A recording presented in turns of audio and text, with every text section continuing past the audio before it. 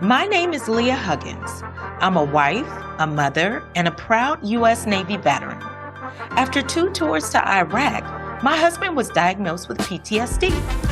My world spiraled out of control as fear, anxiety, doubt, and depression took over. I gave my life to Christ, took on a new mindset, and let go of the negativity of my past. I now help wives to find healing, encouragement, and strategy to overcome the effects of PTSD on their daily lives and in their marriage. So come on in and let's talk about it. Welcome to Marriage, Motherhood, and PTSD. What's up, everybody? Welcome to Marriage, Motherhood, and PTSD. This is the place where I empower and encourage women to take back their life as I give them the tools that are needed for self-love, for growth, and resilience. I'm your host, Coach Leah. I'm so glad that you joined us today. All right, you guys, we got a good show for you today, as usual, all right? Today, we're going to be talking about something real, okay? It's about how to navigate through unrealistic expectations in marriage and motherhood, all right? So let me ask you this. Have you ever thought that all the problems in your marriage would be fixed if only your spouse would change? Or maybe you believe that since you married your best friend, marriage is always going to be easy? That's an unrealistic expectation. It sets us up for disappointment. The truth is, I can't control what anybody else does but me, and neither can you. I had to learn that I can't fix my spouse, and he can't fix me. If I want growth, if I want change, I have to take accountability for my own actions and my own mindset. And this is where so many of us get tripped up, whether it's in marriage or in motherhood. We carry around expectations that nobody could ever live up to. Expectations that leave us frustrated and resentful or feeling like we're not enough. But today, we're going to break that cycle, okay? We're going to talk about where these unrealistic expectations come from, why they hurt us, and how to replace them with grace, truth, and real growth.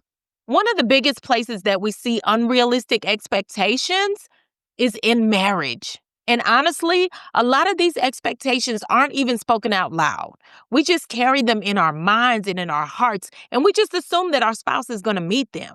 The first one is this: marriage is going to make me happy. We've been sold this idea that as soon as you find the one, that you're going to feel complete and fulfilled for the rest of your life. But that is a dangerous expectation because it places all your joy, all your worth, and your identity in another person. The truth is, happiness is your responsibility. Your spouse can add to your joy, but they're not the source of it. So if you go into marriage expecting them to fill every void, you're going to end up feeling disappointed and resentful. Another realistic expectation is that my spouse should meet all of my needs. Emotional needs, spiritual needs, physical needs, all of them, okay? But no one person can carry that load. That's why you need community, right? Friendships, your own sense of identity, and most importantly, you need a relationship with God. If you try to make your spouse out to be your everything, you're setting them up to fail, and you're setting yourself up to be frustrated. And here's another big one, okay? If we argue, something must be wrong with us. No, somewhere along the line, we started to believe that healthy marriages never fight, that conflict means that something is broken. But the truth is, conflict is normal, right? It actually is necessary for growth. The problem isn't the conflict itself, it's all about how you handle it. Learning how to fight fair, to communicate honestly, and to forgive quickly is all a part of building a strong marriage. And one thing we need to address is the mindset that marriage should always feel romantic and exciting. Now, I'm all for romance, okay? We should absolutely keep the spark alive. But real life is going to bring bills and stress and kids and work and responsibilities. And you will not always feel butterflies, right? That doesn't mean your love is gone. It just means your relationship is maturing. Love is deeper than feelings. Love is a commitment. It's a service, forgiveness. It's choosing each other even when it's not convenient or exciting, right? Love is a decision. Now, let's deal with something that I know you've heard before, okay? It's the idea of struggle love, all right? I got my feelings about this, right? Some folks believe that if marriage isn't easy, then it must not be meant to be, okay? Or they glamorize toxic, unhealthy relationships and call it love. And I want to be clear right here. I'm not talking about abuse, right? If he's beating you or constantly disrespecting you or cheating on you over and over again, sis, it's time to leave, okay? That's not love, that's bondage. But let me tell you, I have learned a lot about real marriage, okay? Sometimes the struggle is real, okay? But it's not always a sign that you're in the wrong relationship. Marriage takes work, right? Love takes work. Can I get an amen? Sometimes that work looks like pushing through a season of pain or disappointment or even growth together. I faced this in my own marriage, right? We dealt with PTSD, with depression, with anxiety, with addiction and infidelity. We've gone through the ups and downs of married life. A lot of people would have walked away, right? And yes, it's easy to sit back and say, if that were me, I would have left, okay? But the real blessing is in staying. It's in choosing to work through it together and making it to the other side of that pain. Now, marriage is not about always liking each other, okay? Because truth is, there are going to be some days where you don't like them, okay? That's just reality. But if you truly love each other, you can work through most things. And no, it doesn't happen overnight. Healing can take years. Trust can take time to rebuild. But if both of you are willing to fight for it, the reward is in sticking it out and growing stronger and finding love on the other side of that storm. Anything that grows, it has to go through pressure.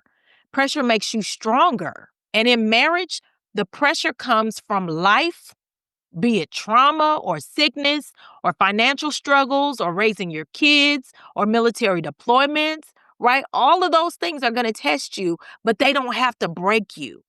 They can refine you, they can mature you, and they can make you love even deeper. And I'll say this too. Don't judge someone else's marriage because they stayed through something that you wouldn't have. It doesn't make them weak. It doesn't make them foolish. It doesn't make them dumb. It makes them committed. It means that they believed in their covenant and that it was worth fighting for.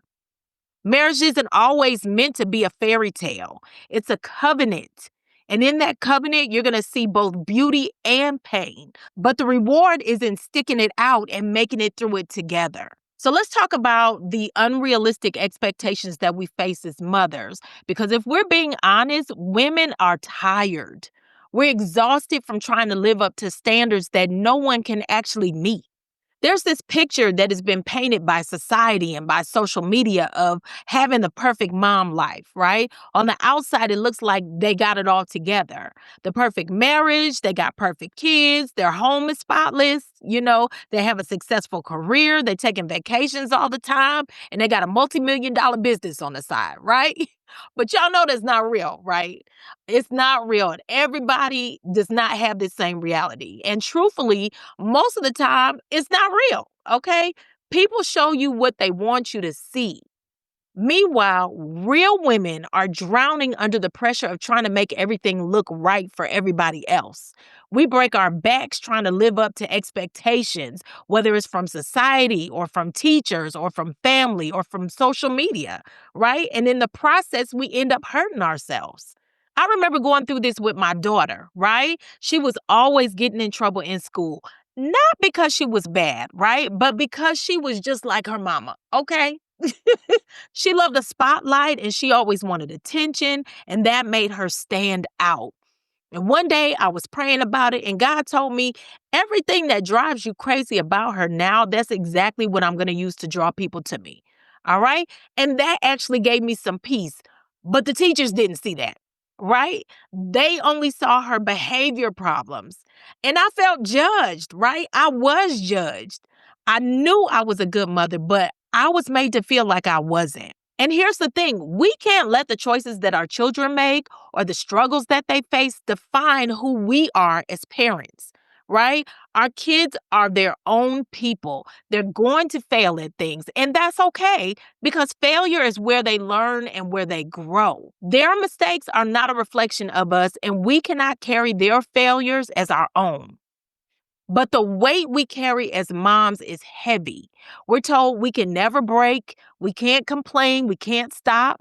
And when we do admit that we're struggling, we get labeled as bad moms or maybe an ungrateful woman. The truth is, a lot of us love our kids, but there are days where we don't enjoy motherhood. And that doesn't make us bad moms, it just makes us human. The pressures of trying to be the perfect wife or the perfect mom and the perfect employee, it leaves women burned out and anxious and depressed and physically sick. We wear the mask of being a super mom until we can't do it anymore. But here's what I want you to know. You can do it all. You just can't do it at the same time. You have got to give yourself grace. You got to release the guilt and remember that perfection is not required. Ladies, I need you to hear me on this, okay? You are doing better than you think you are. You don't have to meet everybody else's expectations. You don't have to prove your worth by being everything to everybody else. Your value is not in the picture perfect light that you present, right? It's in who God says you are. Unrealistic expectations don't leave you just frustrated, they can literally break you down. The stress of trying to live up to an impossible standard is going to eat away at your peace. Stress will kill you if you let it. It affects your mental health, your physical health, and even your spiritual walk. Mentally, it can create anxiety, depression, burnout, and even constant feelings of failure. You start to believe those lies that you're not enough, that you're failing as a wife, you're failing as a mom, you're failing as a woman. And once you start to believe those lies, guess what? You're going to begin to live them out. Eventually, it makes you bitter and you become resentful. You can even end up resenting your spouse or your kids, and you'll feel like life is just one big disappointment. And what happens? Hurt people hurt people. All right. And so when you're carrying that bitterness, it's going to spill over into every relationship that you have in your life. Physically, the weight of unrealistic expectation can show up in your body, right? Headaches, high blood pressure, ulcers, chronic fatigue. You end up sacrificing your sleep, you neglect your health, and your body starts to break down under the pressure. Spiritually, it can even create a crisis of faith, right? You may wonder, God, why do I feel like this? Why am I so overwhelmed? Why isn't this working? Your spirit ends up getting weary and your joy gets drained. And here's the reality: marriage and motherhood, it already requires a sacrifice. You're constantly dying to your own wants and putting your family's needs first. You got to put your goals and your dreams on the back burner. And society puts even more pressure on you by telling you that it's your job as a woman to carry it all. Not the man, but you. That kind of constant weight, it can break your spirit if you don't learn how to release those unrealistic expectations. Because if you try to be everything for everybody else, you're going to end up being nothing to yourself. So how do we overcome these unrealistic expectations in marriage and motherhood? We've named the problem, all right? So we're going to talk about the solution. The first thing we need to do is this: get some help. Okay? Get you a support team. Don't try to carry the weight of marriage and motherhood by yourself. Find you some friends, find you some mentors or a support group, right? Talk to other mothers that have been through it. When you hear their stories, you'll realize that you're not alone. And you'll also learn practical ways to navigate the same challenges that they faced. Second, you want to create boundaries that work for you, okay? Not every piece of advice deserves your attention. Okay? Some people will critique you without ever walking a day in your shoes. Learn how to filter what comes in. If it's not constructive, let it roll off your back, right? You don't need to live your life trying to meet somebody else's standards. The third thing you want to do is to communicate expectation with your spouse. Unspoken expectations can never be met, right? So you got to sit down and you have to talk about what you need. Talk about what you're struggling with and what realistically you guys can do for each other. Some expectations are valid, like what? Like respect and honesty and faithfulness, okay? But don't hold your spouse to a standard that is unfair or impossible. The fourth thing you have to do is to recognize where your expectations are coming from, okay? Are they self imposed because you want to be perfect? Or are they imposed by society or family or social media? So once you see the source, you can decide whether or not it's worth keeping or if you want to let it go. The fifth thing you need to do is to celebrate your victories, okay? Even the small ones. Did you get the kids to bed on time tonight? Great job. Did you make it through a tough week of marriage without blowing up? That's progress. Stop only noticing where you fall short and start noticing what you're doing right. All right? Number 6, you have to find your voice. Okay? Get around seasoned women who can pour into you and challenge you and help to guide you through your season. All right? Don't isolate yourself. And number 7, you got to connect with God. This is the most important thing to do, okay? You'll be surprised how much clarity is going to come through prayer and how much strength you can find in scriptures and how much peace you can gain just by seeking Him. Psalm chapter 62, verse 5, it says, my expectation is from Him, right? You got to put your hope in God, not in people, because people will fail you, but He won't, all right? Where's my tambourine? I ask for it every episode, and I never had one here. I'm gonna start keeping me a tambourine right here. All right, finally, you have to remember this. Your happiness is your responsibility, not your spouse, not your kids, not your circumstances, right? You have to take responsibility for your own peace, your own joy, and your own growth. Don't put that weight on somebody else's shoulders. It's not fair to them, and it's going to keep you stuck.